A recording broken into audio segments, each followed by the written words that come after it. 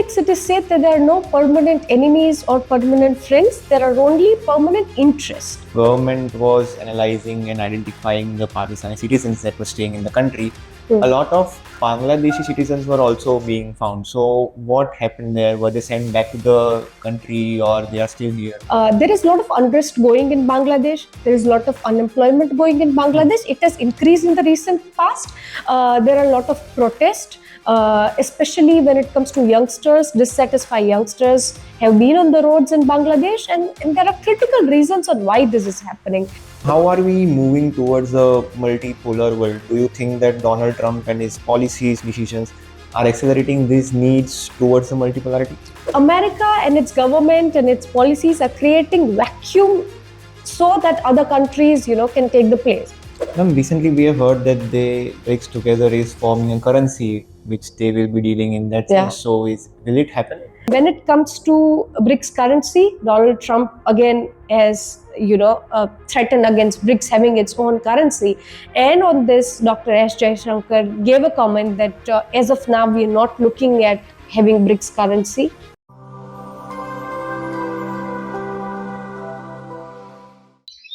Hello everyone.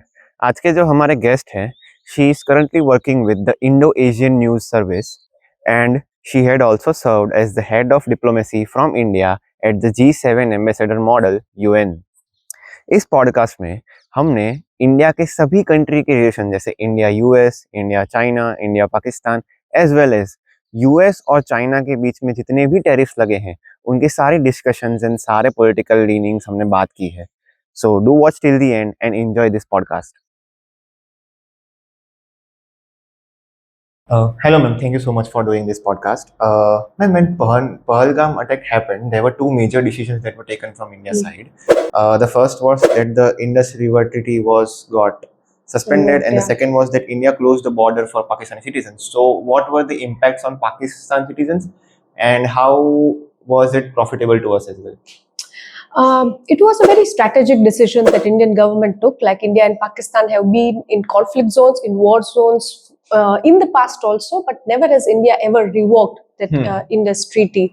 But this time it was a very strategic move because Pakistan's economy is still dependent on agriculture, and water is very important to thrive and survive its agrarian industry. And when we stop the Indus water, it eventually or indirectly impacts Pakistan's economy. Now, when we talk about Pakistan's economy, it is very important to understand that their economy is already in shambles. When we currently look at the data, then it has recently got a loan from IMF, and over the years also it has got consistent loan either from USA or from China. It is said about Pakistan that it lives from one loan to the other. And when it comes to the economic growth of Pakistan, they were expecting 6 point something growth in several industries, but after the Pahalgam attack, the latest data is 0.5%. So we can see the forecast which has already gone down due to the conflict that the countries are in, and also due to the strategic things that India has done, not just when it comes to its policies like Indus, but also diplomatically, where Indian diplomats went out and shared the side of the story that why India did what it did against Pakistan. So I think both will collectively are impacting and will impact Pakistan negatively. So ma'am, why it got stopped? I mean, there was a political pressure of global... Why the treaty? The treaty got... So as Mr. Jaishankar says, that you cannot talk to a country which is attacking you. In the sense, talks and terror can't go together, which even the Prime Minister is saying. India and Pakistan, as I said, that India and Pakistan have been in conflict zones for years, but the Indus Treaty was never revoked because we thought that this river and this treaty is very important for Pakistan's economy. So India was still doing dialogues with the country which is exporting terror, but now India's foreign policy and India's diplomatic turn is that it's like no more. You cannot be tolerating terror and you cannot be supporting that economy indirectly, which the country had been doing for so long. So I think it is a very powerful move, and it really shows what India is standing today, saying that it will not tolerate terror. So India is not saying that it is against Pakistan or it's against economy. India's stand is very clear that it is against terrorism, and that's something which it will not tolerate. So, ma'am, is it still going on, or the water supply is being provided now? No, it is still being discussed. It is still not something which will be resumed because Operation Sindoor, as it is said that it's over on the borders, but diplomatically it is still on. When it comes to treaties, when it comes to policies, it is still on because the terror is still on in some ways or the other. The terror camps are still growing and surviving inside Pakistan. So I think that Operation Sindoor was just the beginning. We will see how this evolves in the coming future. Ma'am, when government was analyzing and identifying the Pakistani citizens that were staying in the country, a lot of Bangladeshi citizens were also being found. So what happened there? Were they sent back to the country, or they are still here? What happened? Yeah. Bangladesh and its citizen are also a critical issue that India is facing right now, and not just here. Even when you see there is a lot of infiltration of Bangladeshis coming to India, and it has increased in the recent past. And let's understand why. There is a lot of unrest going in Bangladesh. There is a lot of unemployment going in Bangladesh. It has increased in the recent past. There are a lot of protests, especially when it comes to youngsters. Dissatisfied youngsters have been on the roads in Bangladesh, and there are critical reasons on why this is happening. We have seen Sheikh Hasina's government topple in Bangladesh. After that, Mohammed Yunus became the head of the interim government. He has been here for months, and he was given this position so that he can bring peace to Bangladesh. But has it happened? No. Bangladesh and its foreign policies have evolved, have moved, have shifted under Mohammed Yunus. And let's understand why. We have to see that Bangladesh and India have been strategic partners under Sheikh Hasina, but now we see that pivot towards Pakistan and China. We see that mango diplomacy going on. We see when it comes to finances and investment that Bangladesh is eyeing towards China, and sending Bangladeshis who infiltrated the borders back to Bangladesh was just one move. I think the border security has been tightened when it comes to Bangladesh and India because what people of Bangladesh want is election. The government of Bangladesh has announced that they will be doing it in next year, probably April, when Bangladesh is going to polls. Even the political parties inside Bangladesh are against Mohammed Yunus to some extent because of his very radical policies. One of them is moving Bangladesh from being a secular country to being an Islamic or a radical one. That's one of the changes that we are seeing. And I don't see on ground there are any reforms in policies when it comes to employment, when it comes to infrastructure development, or when it comes to anything which is on the positive side of Bangladesh. Okay. Ma'am, do you see any India-China relationships being better when there are conflicts between China and USA in terms of trade or economy? Okay. This is an interesting question, but it's also a complex one. Let's understand it from the Galwan crisis. India and China relations went way downhill after that crisis. But as we see today, USA has been imposing tariffs on China, and in the next moment we see that Trump and Xi Jinping are over a call discussing the tariffs. So a lot of uncertainty and a lot of conversation is going on. And in this time, China is looking for stable partners. China is looking for other markets for its products. And who better than India? Because we see when it comes to the growing economy, or when it comes to, say, growing population, or when it comes to, say, the demography. India is the youngest nation of the world. Who better as a partner for China than India? So let me break down into how this relation has been improving. First is when it comes to visa approvals and when it comes to direct flights between both the countries. Kailash Mansarovar Yatra, which is very important for Hindus in India, and I think that route will be resumed. And it is one of the developments between India and China relations, because this route was closed because of the conflicts going on between the two countries. And the other was strategic demilitarization when it comes to the border crisis that's going on between India and China. There are a lot of offers and there are a lot of proposals from Chinese side when it comes to other infrastructure projects also. But how I see Indian diplomats and Delhi government approaching this is with caution. That yes, we would want to get back to the conversation, get back to dialogue, and get back to business with China, but we'll do it with caution, because we do not want any national security threats in any form. In this regards, I also see the drones and the CCTV cameras. Most of them, India has been importing either fully or partially from China. And now Indian government is emphasizing that we make completely in India, because CCTV or drones are very critical to security of Indians and its foreign missions. So I see a balance of both. There are some things which we are resuming with Chinese government, and there are something in which we are being very cautious. So it's improving, but with caution. So, ma'am, can we say that China and India can be an ally in future? Because in recent Operation Sindoor, in the retaliation of the Pakistani actions, there were a lot of questions being asked globally as well to Pakistan of why did they do that. But China was always in the support that they are then innocent. They did it for their defense.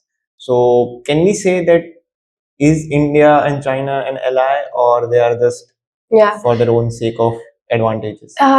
In geopolitics, it is said that there are no permanent enemies or permanent friends. There are only permanent interests. So even when India and China were in conflict situation, or in the past, even when India and Pakistan were in conflict situation, if you look at the trade between these two countries bilaterally, the trade was going on. Maybe high, maybe low, but the trade was going on, because India's foreign policy, or now when I see other countries also, the foreign policy is such that your economic interest or country's interest comes first. So if it is an economic interest of India to import certain things from China or export certain things to China, I think that bilateral relations has been going on and it will go on, because I see that Donald Trump bringing up policies where he just wants to block all the trades and cancel all the routes of bilateral relations, especially when it comes to trade. But I don't think that the world today works like that. And that's why even the two countries can be in a situation of conflict, but when it comes to their economic relations or when it comes to the trade relations, we see some of the other things always going on. And I see the same for India and China's future. And here I want to give a very critical example that in the last year, we always saw, before Donald Trump's regime, we saw that Russia and USA were in a very conflict situation. There were the highest number of sanctions levied on Russia. But still, Russian fertilizer was exported to USA, and that's a fact. Because even in the crisis situation, even when there were like hundreds of sanctions that USA imposed, there were some trade relations that existed and continued between the two countries. And I see that's the norm for the future. Yeah. Ma'am, how are we moving towards a multipolar world? Do you think that Donald Trump and his policies, decisions are accelerating these needs towards the multipolarity? Multipolarity and discussions around it has been going on for decades. But now, with Donald Trump and with America doing what it is doing right now, I see that America and its government and its policies are creating vacuum so that other countries, can take the place. To give you an example, when it comes to United Nations, or when it comes to World Health Organization, or when it comes to NATO, America is taking a backseat in all these organizations which have been doing work or which have been established for decades. I see I see China, emphasizing its place in some of these organizations.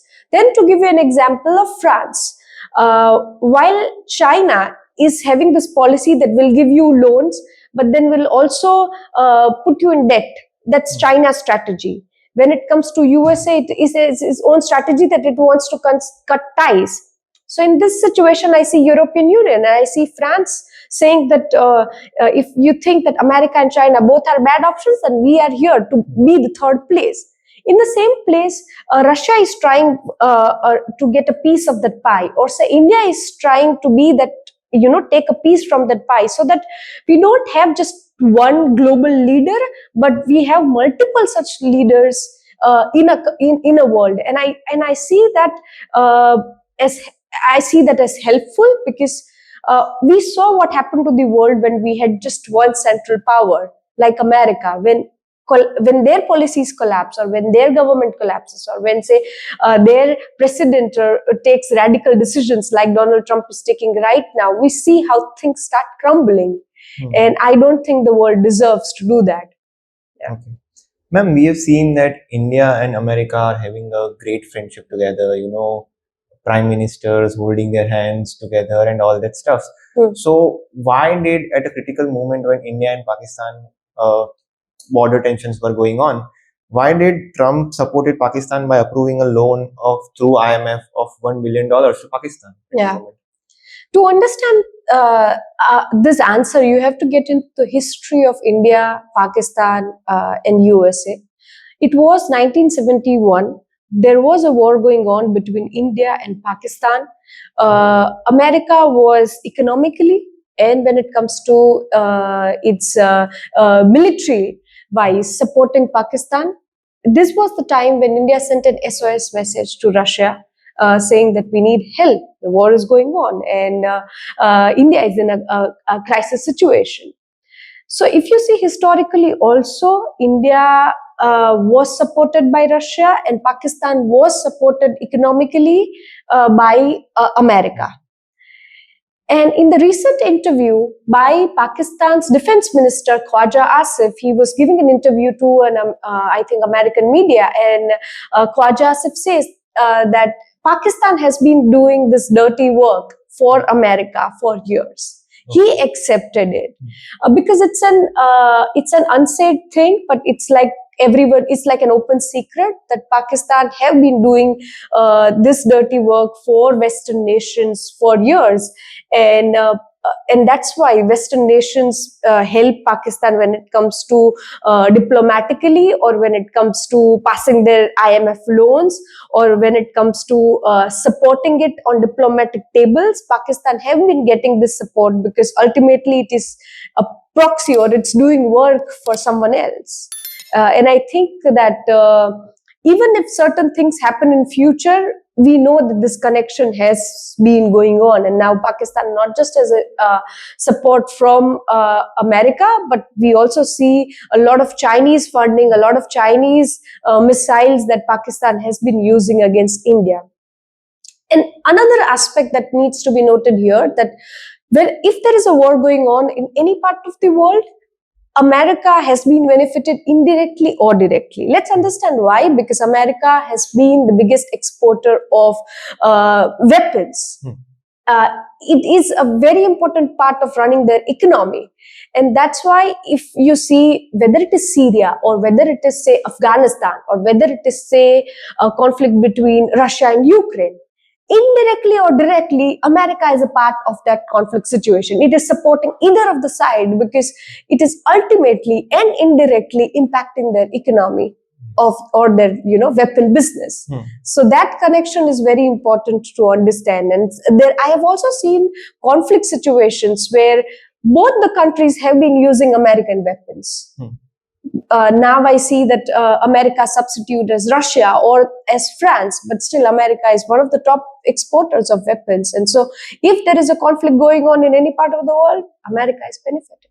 So how India is reacting to these things? Are they fine with it? Okay, at the time of crisis, we will be independent, but without crisis, we will be supporting America as well. No, let's understand the situation and the relationship between India and America. India and America have bipartial relations over the years, bipartial in the sense that irrespective of who has been the president of America, the bilateral, the trade relations, and economic partnerships between America and India have been either growing or have been remained at constant. And this is something which we have seen when, in the terms of Joe Biden, when Barack Obama was leading it, or when during Trump's first term. So this has been a constant. But in geopolitics, you cannot say that, oh, this country is supporting that country, so we both are enemies. Many a times there are multiple facets that a country looks at, and the country only keeps in mind one thing, and that is, what is my interest, what is my nation's interest, what is my people's interest. So even when the economic relations between Pakistan and USA are going on, but it doesn't mean that American and Indian bilateral relations, economic relations, are harmed or are not taking place. Okay. So, recently, Gentry Beach, who is a US businessman and a Trump associate, went to Pakistan, Bangladesh, and Turkey for trade and establishing business there by making investments there. And also, they have been planning gold mining between the Indus Treaty in Pakistan. So, why is there so much they are investing in Pakistan, where a nation's economy is also lost? So, why are they investing so much there? So here we see one aspect of a country trying to invest in Pakistan, but let's see what has been happening in the past. We will see the past records. So in the past, China has inaugurated so many projects in Pakistan, but once the ribbon cutting and launching and press releases end, what happens is that for any project or for any economic project to succeed and thrive in a country, it needs economic stability, stability of policy, stability of people, stability of army to some extent, or it needs peace. But when that is harmed, all the projects that you've signed, all the MOUs you've signed, when you try to execute it, when you try to materialize it, they fail. And that's what China has been facing, because Chinese people working in Pakistan were attacked, or the projects were halted, or Pakistan's army intervened, and there were problems with it. So launching and announcing investment is one thing, but you have to really see on ground whether those projects have been executed well or not. Because in India, when you see, or in any other parts of the other world, you see that economic stability is very important for projects to thrive, and that's what Pakistan has been struggling with. When you talk about projects that are inaugurated, please look into the data on how many projects that have also been accomplished, and you will see, an imbalance. Okay. Ma'am, in 2018, Trump declared Pakistan under FATF grey list. And after that, in 2022, Biden removed Pakistan from the list. But after, when Trump came in 2025, he became a lot more like a friend with Pakistan, that we can get help. And so why this happened at that particular moment? And if a particular nation is declaring a particular country as in somewhat a grey list, then why are they removing that and they are then being friends, or what? Is it a pure diplomacy thing? Yeah. No, as I said that Pakistan has been doing certain work for Western nations, and that's why this Western interest. To give you another example, when it comes to Donald Trump, before the Pahalgam attack, Donald Trump's regime sanctioned money for Pakistan to service their fighter jets.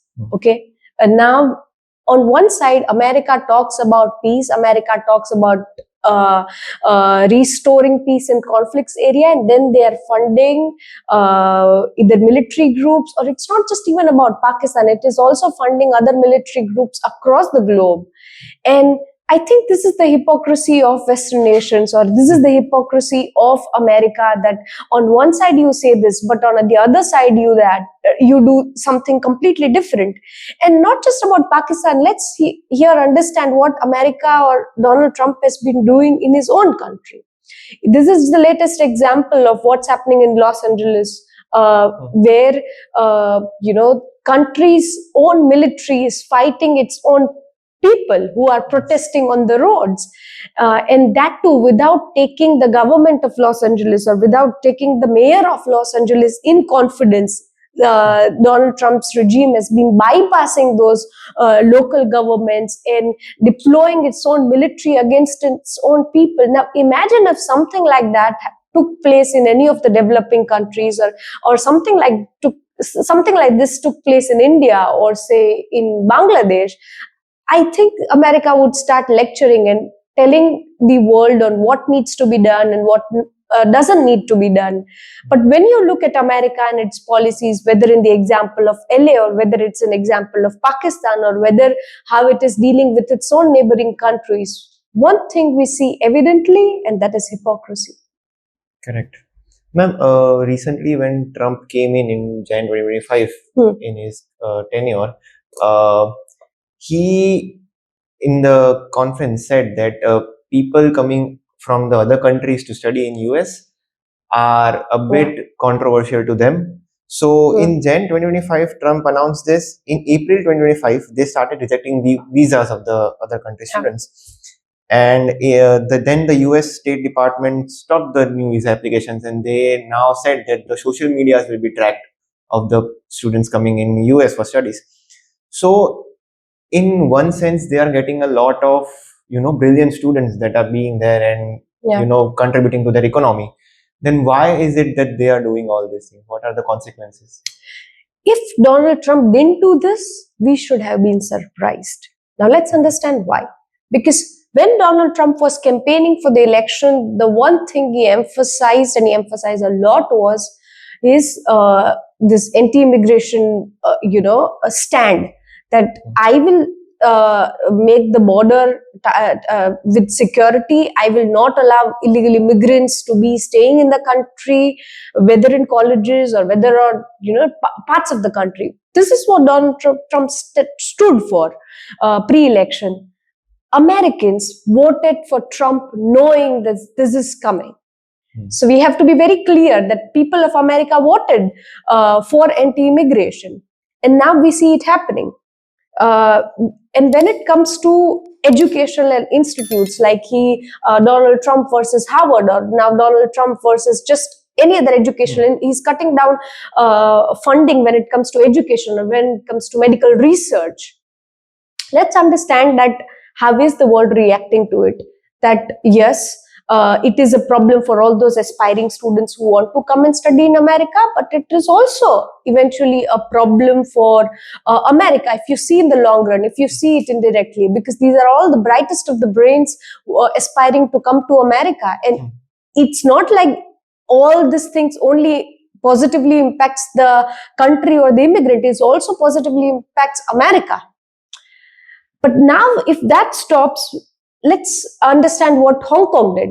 Hong Kong announced that if America is imposing such restrictions, you can come to us. We are opening our borders and we are opening our doors for you. And let's understand how is India reacting to it as well.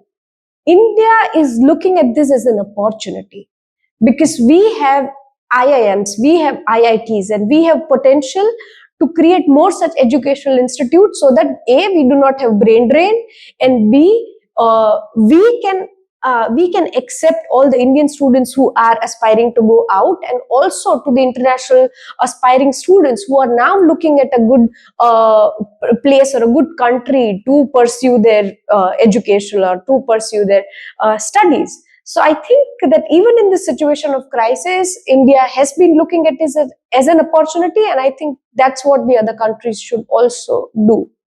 Okay. Ma'am, we have recently seen that Donald Trump and Elon Musk are fighting on the internet, passing arguments and all. So from a true friendship build that, both were getting advantages by Trump winning the elections, Elon was also supporting a lot of economy. What actually initially started the spark between those two, and now where it is being? Yeah. Most of the time, it is said that women should not go into politics or women should not go into leadership positions because they are very emotional. And now here we see two men, fighting like boys. I think that there are certain things which is very much similar between Donald Trump and Elon Musk. Is there are two big powerful people in the world, not just in America. One is the richest and the other is the president of United States of America. So two big people, two big egos, and a lot of things at stake. And I'm really surprised that bromance lasted for a few months, because let's understand that Elon Musk comes from Africa. His background is from Africa. He has got benefits of what America stands for, and that's why he could come to America and be the richest person in the world.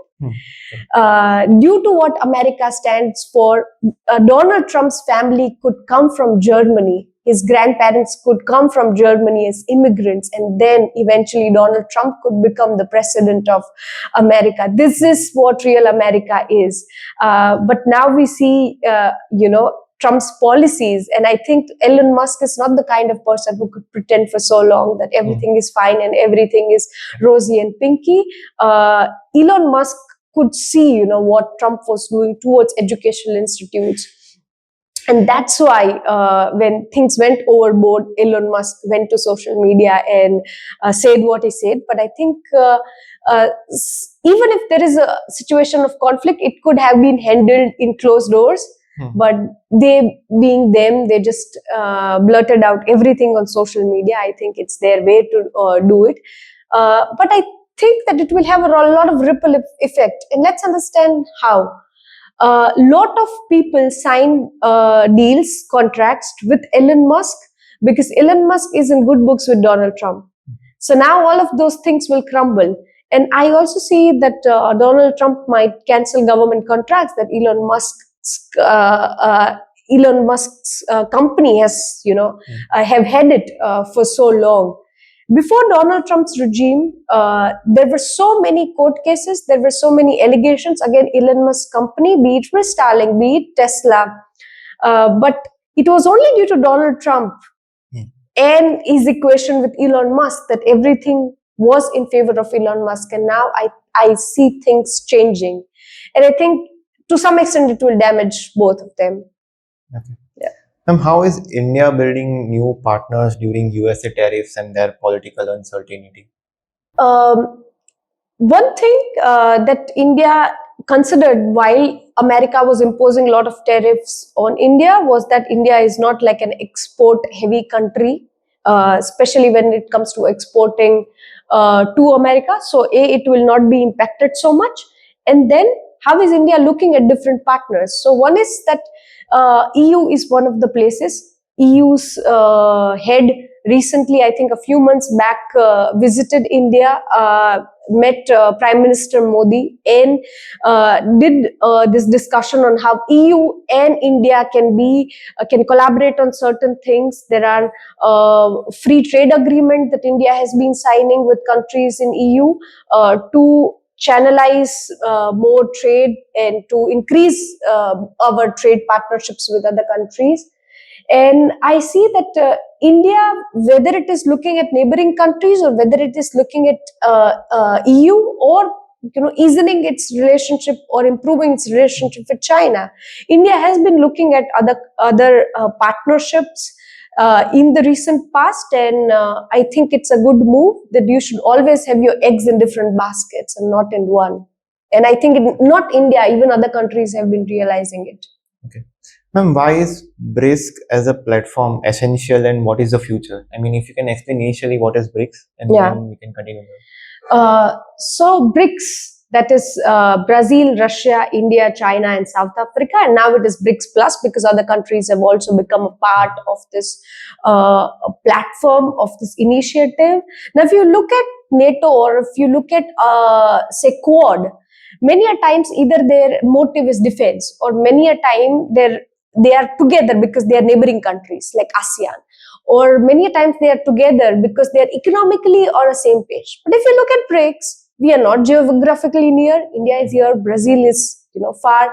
We are not here just for defense. Some countries are developing and some are developed. So if you see, we don't have like one parameter on which you can put BRICS. But how I see BRICS is that it is looking at a multipolar world. BRICS is like a platform which is looking at increase. BRICS is, when it comes to the GDP, or when it comes to the population, it is much bigger than many of the Western alliances, and that's why it's more powerful, and that's why I think Donald Trump hates it.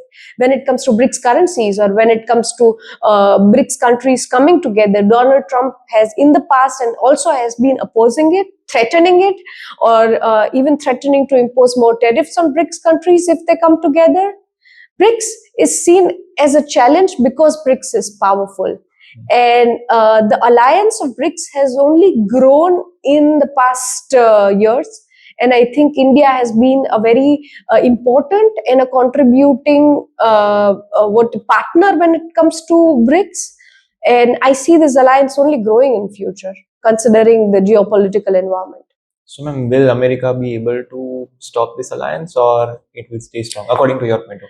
I don't think that just because one country wants to break an alliance, or just one country wants to harm an alliance, it can, because BRICS is much stronger than it is perceived. When it comes to bilateral trade between BRICS countries, it has been growing. When it comes to soft power exchange, the exchange between BRICS countries is growing. So yeah, you can have a problem with BRICS, or you might be wanting to join BRICS.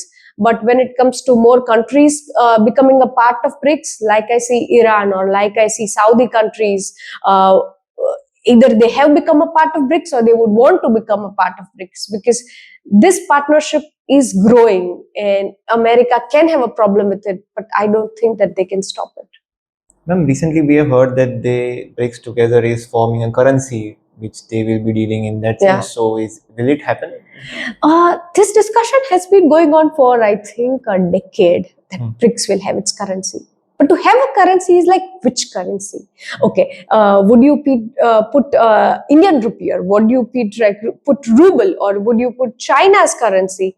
So that's again an internal debate on which currency to have, and to bring all countries in consensus for one currency is difficult, and it's been an internal challenge for all the countries. And when it comes to BRICS currency, Donald Trump again has threatened against BRICS having its own currency. And on this, Dr. S. Jaishankar gave a comment that as of now, we are not looking at having BRICS currency. We are exchanging or doing our economic exchange either in dollars or in Indian currencies. And at least as of now, we are going to continue with it. Okay. Ma'am, why is soft power important for a country, and do you think India has done enough for it? Let's understand what soft power is. Like, when we think that America will save the world, like, why do we think that way? Because we have grown up seeing American movies with their superpowers, the world is in danger, and then one Superman will come to save the world or to save people. This is America's soft power. Whether America does it in reality or not, that's a different question altogether. Or when we say Chinese panda, we see all the cute videos on social media, and that is Chinese soft power. Pandas are their soft power. When it comes to India, say our yoga or meditation or spirituality has been our soft power. Now, soft power is very important, because I see a lot of countries, when it comes to military, when it comes to policies, have been emphasizing on the hard power. But soft power is important because without realizing, you can capture people's imagination, you can capture people's mind through your stories and through your soft power. Like, say, tourism can be a soft power. And I don't think the kind of work we have done is enough. India has a lot of other things when it comes to our heritage, or when it comes to India being one of the oldest civilizations. I think India needs to emphasize on its stories and its soft power a lot more. America is one of the youngest countries when it comes to, how recently it has been developed, but it has been emphasizing its cities or its stories so much that everyone looks at America with the eyes of aspirations. And I think that that's what India needs to do a lot more when it comes to Indian food, or when it comes to Indian dance forms, or when it comes to Indian attires. We need to emphasize on our soft stories, because Young people of other countries might not understand your politics or policies, but they would understand, say, Korean makeup. They would understand K-pop. They would understand your K-dramas. They would understand Bollywood. These are not the things you have to put in a lot of efforts in explaining or emphasizing. This is what people will just catch. And I think this is what India needs to do. Do you think Mark Carney in-house, India-Canada relations will improve a bit? In past there were a lot of Yeah. misopinions between them. So what was it in the past? Why it got it all hyped up, and how is it improving now? For this, let's understand the government before Mark Carney was recently elected. Before that, we had Justin Trudeau. And under Justin Trudeau's regime, we saw that there, at one point, India and Canada were having very good relationship. There was a time when Justin Trudeau even visited India, not even India. He visited Gujarat, Ahmedabad. Things were all rosy and pinky. And then we could see whether at policy level or whether at what Trudeau was expressing in his speeches, we saw an anti-India sentiment. Partially, it was also due to the Khalistani movement and how Justin Trudeau's regime was supporting the Khalistani movement for their own vote bank politics. But now under Mark Carney, I see a shift because recently he spoke about India being one of the largest economies, or he spoke about India being one of the countries that needs to be on the table when G7 summit is taking place. He sent an invitation to India, and I'm hoping that Prime Minister Modi is also attending the G7 summit. So I think that Mark Carney, who doesn't have, as far as I know, doesn't have a history in politics, but he has been into business. He's been into investment. When you see his past records, I think he understands that you cannot ignore India right now because of the economy that it is, because of the demography that it is, because of the population it is, and because of the potential that India has right now. You cannot ignore India when it comes to important economic forums, when it comes to economic social forums. And I see that the relation between India and Canada will improve under his term. This is what I see. And I also hope that the Khalistani movement or the Khalistani issue that has been the point of conflict between India and Canada is addressed well under his regime.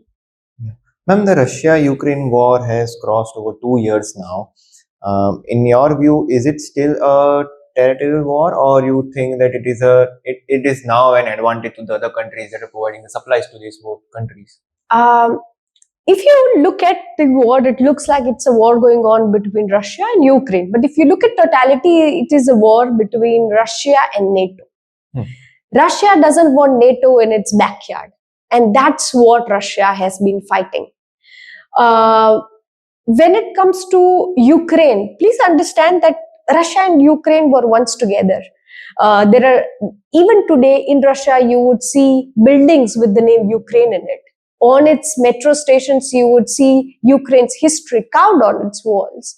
So these two countries have shared history. These two countries have shared culture. These two countries have shared food, and even the people, like Russians would have relatives in Ukraine. Ukrainians have relatives in Russia. The countries are very much intact. But now Russia doesn't want these Western powers capturing its own territory. And that's the important issue, which I don't think has got enough attention. That why is this happening? Is it just because of Ukraine? No, it is because of the EU or because of American, military in the Russian backyard that the Russian military is currently fighting against. Who did actually India supported during this war? What were the talks between them? Yeah. What happened? Indian Prime Minister Narendra Modi visited both countries, Russia and Ukraine, and even the Western countries asked that who are you supporting? And whether it is Indian Prime Minister or Indian's Foreign Minister, they said that we are on the side of peace. This is the stand that India has maintained throughout the Russia-Ukraine conflict. But then one of the questions that was asked to India was like, why are you buying Russian oil? Again, let's go back to India's foreign policy. We put India first. What is in the economic benefit of India, and we'll go by that. And that's why India has been having economic relations with Russia. And India also acknowledges the past that India and Russia has shared together, even before Vladimir Putin or even before Prime Minister Narendra Modi. If you see India and Russia's past, Russia has supported India in its conflicts against Pakistan in the history, and India acknowledges it. And Russia and India has been close allies when it comes to exchanging military support, or when it comes to economic ties, or when it comes to having social ties over the years. And I see that relationship growing. Ma'am, Indian GDP currently has crossed over $4 trillion now, and but still the average salary is less than 2 lakhs per annum of per Indian people, Yeah. if you consider. So, why is there a huge difference? And Difference. is it a good thing for an Indian to be happy that the GDP is growing, or there is a flaw something in it? Let's understand that whatever you say about India, even the opposite of it is true. And you take any domain or you take any industry now, this thing will apply, or this formula will apply, because India is a huge country, but it has a lot of pay parity, or it has a lot of inequality when it comes to pay, inequality when it comes to say one class is growing and then the other is still struggling. And this is one of the major challenges that India has been fighting internally, and it is still a thing that needs to be addressed. But considering that the huge economy that India is, I think this is still a challenge. It still needs to be addressed. But I think when it comes to, say, our growing economy, when it comes to our growing GDP, I think we are on the right track when it comes to policy level. How it is executed, that is secondary. We need to do more work when it comes to executing certain policies, so that this inequalities can be, solved, or inequalities can be brought to a middle point. But I think at policy level, the government has been doing fair so far. Ma'am, with global tensions rising in recent times, countries are looking to India as a peace builder kind of a thing. Yeah. So, is it really good for India? As in recent the Operation Sindoor that happened, before that also India tried to sort it out very peacefully by not just fighting through wars. They were trying to contact the diplomats and everything was happening. But later they did the Operation Sindoor because at the end it was very important move for the country people as well, to let them know that they should have faith within the government. So is this a peace builder thing, kind of a good, maybe we can say a trait for India? More than peace builder, I think I would say that India can play an active role in mediation, or what India says, countries will take into consideration. So India is in that position where it can help in mediation between two countries, more than being a peacekeeper. But when it comes to Operation Sindoor, more than peacekeeping, India has made stand very clear that this is what we will tolerate and this is what we will not tolerate. If you see India's foreign policy in the past, it was very idealistic, that we will not do this because it's not right, or it falls under that gray zone. But I have seen India's foreign policy evolve, that now it is at a stage where it will say that we will take a stand for ourselves and we will not tolerate this. So India, yes, this is India's foreign policy. And when it comes to other countries, India can help in mediation. India can have multiple partners and not just one. And third thing is India looking at its own national interests first and then everything else. Ma'am, how did the Indian policy has been evolved in the past and compared to the future in the leadership of S. Jaishankar and all? When it comes to India's foreign policy, we have to discuss it even before Mr. S. Jaishankar. When it comes to India's foreign policy under Mr. Jawaharlal Nehru, it was very idealistic. To give you an example of how it was idealistic, either it was right or wrong. Like India was given opportunity of joining UNSC twice. Jawaharlal Nehru rejected this offer because the offer was like, we will remove China and we will include India. And Mr. Jawaharlal Nehru said that it is ethically wrong. We don't want to make China unhappy with they leaving and us joining. It was a very moral decision. Jawaharlal Nehru declined joining this. And at that time, it was right. Maybe India was not ready to make some other country unhappy or make some other country angry. And that's why it was an idealistic uh, foreign policy. Then we saw under Indira Gandhi. And it was again, we saw shift where it was a little more bold when it comes to India's foreign policy. To give you an example of how India's foreign policy was very rooted and very bold that time was when India or Indira Gandhi took the decision saying that we will divide Pakistan into two, and that's why Bangladesh was born. India intervened in this conflict situation, which India would not have done in the past. So we saw a gradual progression of India's foreign policy, maturing it under Indira Gandhi. Now let's talk about what happened next. Say under Prime Minister Modi or say under Foreign Minister S. Jaishankar. It was India's foreign policy was driven by its economy. Like say, does this partnership benefit India economically? If it does benefit India economically, then we go ahead with that decision. We go ahead with that partnership. You look at India's relationship with Russia, you look at India's economic relationship with China, most of things are driven by how it will benefit India economically. And that's what India's foreign policy is shaped by even right now. So India and China are in conflict situation, but you see the trade going on even right now. Why? Because India's foreign policy is such. And I hope it evolves even in future. But let's see how. With missions like Chandrayaan or the strong defense exports that we are having, is India finally being recognized as a techie in the global world? Um, as of now, what I had seen was there were times when the Western countries had questions on India and its tech, or questions when India's especially when India was doing its nuclear test, or when India was working on AI. But now I see that when it comes to AI's biggest market, or when I see when it comes to manufacturing, when it comes to assimilating, India has been playing a major role. As of now, I see that US and China have been ahead of India.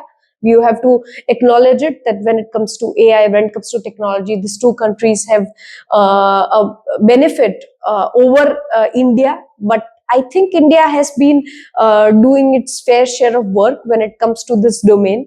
And considering the conflict that's going on between US and China, if this conflict continues, then India has an advantage of leveraging this situation in India's benefit.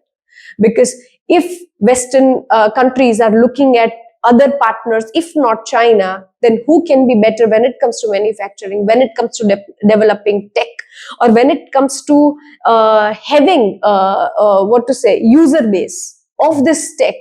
If not India, then who? Ma'am, India's balancing act between the West and the East is praised worldwide. So, how has this strategy helped India staying neutral in that sense? I don't think that you have to belong to a certain camp, that okay, I am loyal to certain camp. I don't think the world works that way. To give you an example, not just India, America will work with India. America will also support Pakistan.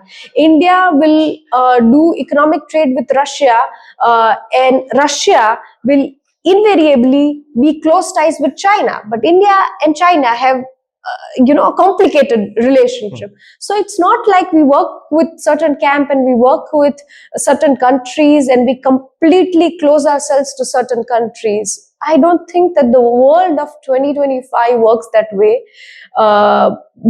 India does not belong to a certain camp. India does not belong to Eastern or Western camps or certain alliances. India does what is in the best interest of its people, what is in the best interest of its economic progress, and what is in the best interest of its peace and economic model.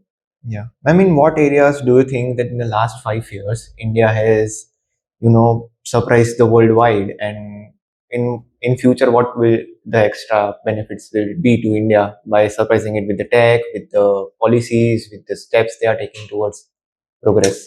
One thing that India has been working internally is, as I said, that reducing the gap because we have inequality. Reducing this gap in inequalities, what is it leading to? There are a lot of sectors and parameters that I see. One is definitely tech, that the kind of work that India has been doing when it comes to assimilating, working on tech, or also when it comes to producing skilled manpower for India or for other countries. I think that is really helping India. Second is India's foreign policy and how India has been presenting itself globally. I think that having a strong voice internationally, that really helps bringing in more economic investment to India, like we see Elon Musk bringing Starlink to India, or Elon Musk bringing his EVs to India. So I think that that foreign policy, diplomatic stand that India has been taking in the recent past has been very strong. Third thing is stable government. Stable government is very underrated. You can see tech development, but I see in the neighboring countries, when you don't have a stable government, other businesses or other countries think twice to invest in your country. So this stability in the policies, this stability when it comes to the government has been helping India directly and indirectly. And the third or the fourth, I think, aspect I would see is demography. Most countries, be it you take it Japan or you take it Germany or you take it so many European nations, you see that they have a very aging population. But India has one of the youngest population. And I think that in the future, we need to harness it more, and we have been harnessing it right now, but we need to do a little more work. We have done it, but I think this is something we can really use it our advantage a lot more than we have been doing it. So I think these are the aspects that we have worked on, and I think I see a potential that I think we should work on this aspect a little more. Ma'am, a lot of people on internet, when this Pahalgam attack happened, and people were judging our country's decisions that they are not taking any move or else. But what would you like to say to that people, that how they should, conceive that information, and they should analyze it, that okay, it is at the end country's side to take all the decisions. It is our duty to we can share our thoughts on internet openly. But how a person should read the information, where the official sources are, and how one should analyze that, okay, whatever the country is doing, at the end it is in the favor of India only. For in the initial step, the people can think that it is not a good opinion or good. So you mean to say that Indians were skeptical of what the government did, or outsiders were? No, Indians were skeptical Of whether Operation Sindoor was the right move or not? No, before Operation Sindoor, that why India is not taking any steps. There were talks going on internally, but people were not able to identify that at the end everything is happening. It's all under country's favor. They were not able to identify that thing. So, what would you say to that? No, I think that look, as what we think as a commoner and what diplomatic decisions are taken in New Delhi are like two different things sometimes. We don't understand the gravity of the situation when we are where we are, but I think it's very important to understand that the decisions that have been taken in the recent past were in national interest, because it was a very strong move that Indian government took.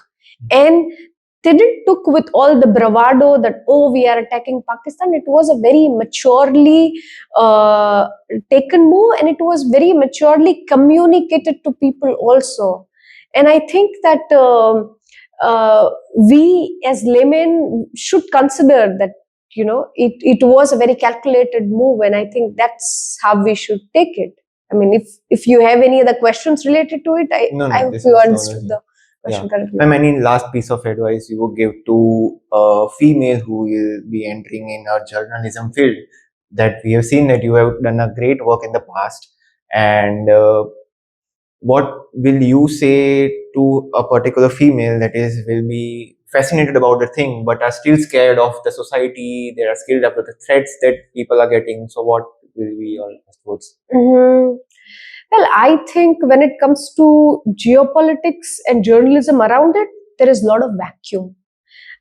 India is a huge country. We need more voices. I don't think we have enough voices.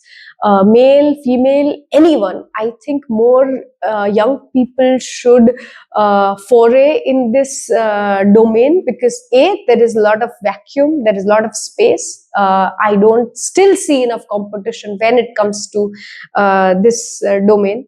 Second thing is that if you're someone who is aspiring to get into understanding geopolitics in any way, or getting into the journalism side of it, then always get into the history, because whatever is happening right now, be it Russia, Ukraine, or be it India, Pakistan conflict, or be it Donald Trump's policies, everything has its roots in the past. And sometimes we start talking about what's happening today, but we don't link it to what happened 10 years ago, what happened 20 years ago. And I think that understanding is very important for anyone who wants to get into this field.